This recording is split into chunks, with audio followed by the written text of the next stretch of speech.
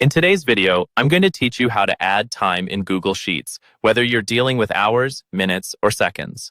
Google Sheets is an incredibly versatile tool, and being able to accurately handle time calculations can really enhance your data analysis capabilities.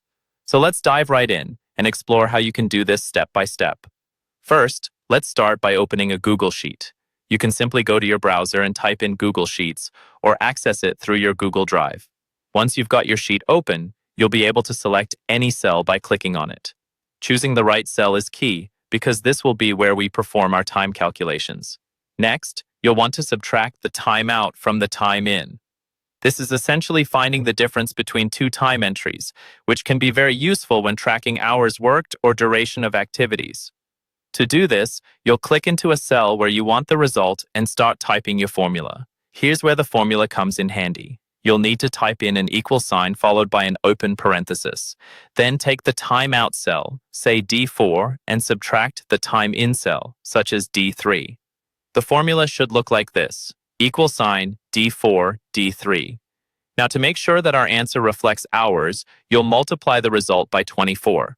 This is because time in Google Sheets is represented as a fraction of a day, with one unit being one full day. So multiplying by 24 converts the fraction of the day into hours, making your analysis clearer.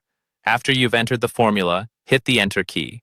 The cell should now display the calculated hours between your two time points. However, it's possible that the result might still be formatted as a time or a date, rather than a straightforward number. If that's the case, you'll need to convert the result to a number format. Here's how you can do that. Look up at the top of your sheet and click on Format. This brings up a menu, and from here, you'll click on Number. Converting to a number format does wonders in making your data easily interpretable, especially when you're trying to sum up the total hours or do additional calculations. And that's it. Simple, right? By following these steps, you can efficiently add, subtract, and manipulate time data in Google Sheets.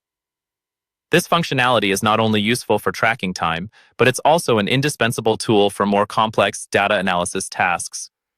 Thanks for tuning in, and I hope this guide helps you get the most out of your Google Sheets experience. Don't forget to like and subscribe for more tips and tutorials just like this one.